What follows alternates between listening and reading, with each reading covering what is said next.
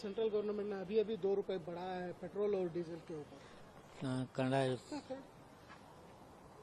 ಕೇಂದ್ರ ಸರ್ಕಾರ ಮೋದಿಯವರ ಸರ್ಕಾರದ ಧೋರಣೆಯಿಂದ ತರಕಾರಿ ಹಿಡ್ಕೊಂಡು ಎಲ್ಲವೂ ಬೆಲೆ ಏರಿಕೆ ಆಗಿದೆ.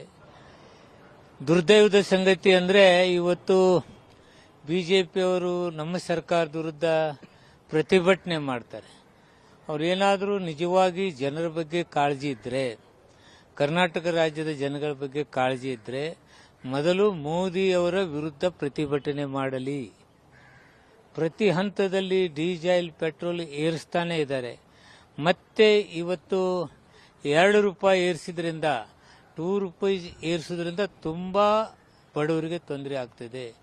ಇದು ಎಲ್ಲೋ ನೋಡಿ, ಒಂದು ತರಕಾರಿ ಒಯ್ಯಬೇಕಾದ್ರೆ ಟ್ರಾನ್ಸ್ಪೋರ್ಟ್, ಒಂದು ಕಾಳು ಒಯ್ಯಬೇಕಾದ್ರೆ ಟ್ರಾನ್ಸ್ಪೋರ್ಟ್, ಇವೆಲ್ಲದರಿಂದನೇ ಇವತ್ತು ಬೆಲೆ ಏರಿಕೆ ಆಗಿದೆ.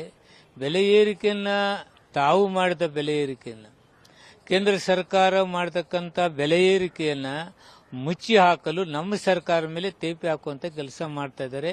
ಇವ್ರ ತಾಕತ್ತಿದ್ರೆ, ಜನರ ಬಗ್ಗೆ ಒಂದು ಕಾಳಜಿ ಇದ್ರೆ ಇವರು ಮೊದಲು न्यूज़ UNI हम जियो टीवी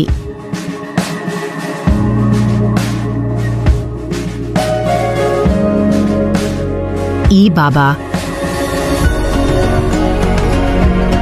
हरे कृष्णा कृष्णा कृष्णा हरे हरे हरे राम रॉक टीवी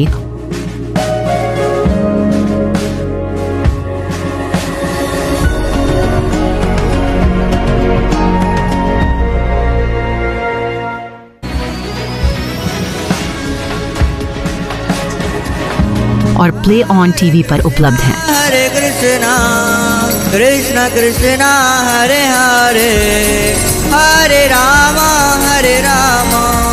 अधिक अपडेट के लिए YouTube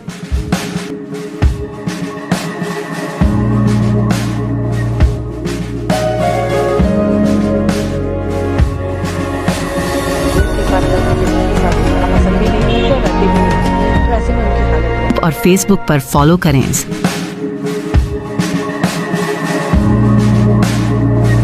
साल में एक